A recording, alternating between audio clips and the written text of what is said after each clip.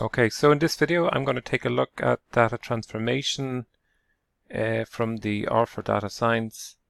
I'm here chapter 5 and just examined mutate, how that sets out new columns within an existing data set, and then I'm going to contrast that with transmute, which instead of adding in new columns creates a separate, so the new columns that are estimated, they can be put separately.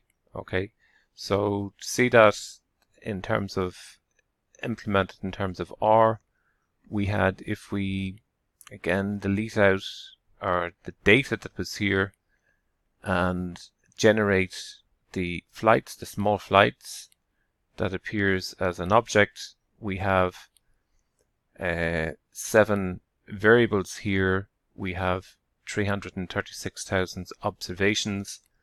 If we go back to mutate, if we run mutate, then it produces, just to compare, in the original small flights data set that we subsetted out, we now have generated these new variables, airtime, gain, and speed. Okay, and that came as a product of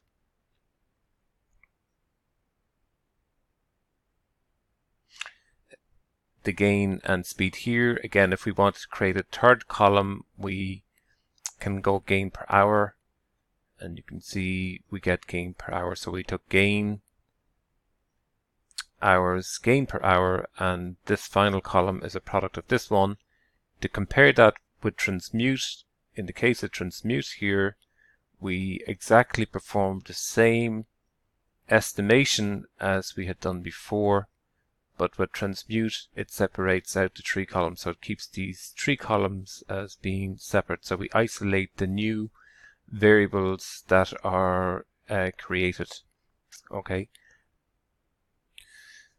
so again, transmute serves other purposes as well, in the sense that we can break out the hours from the minutes. So we have departure time, which can be separated the hours and minutes. So if we take the departure times, just run our code. So transmute flights, we take the flights, then we take the argument departure time, and by using this double percentage sign, we're able to isolate hour and then the minutes separately. Okay, so let's take a look at that.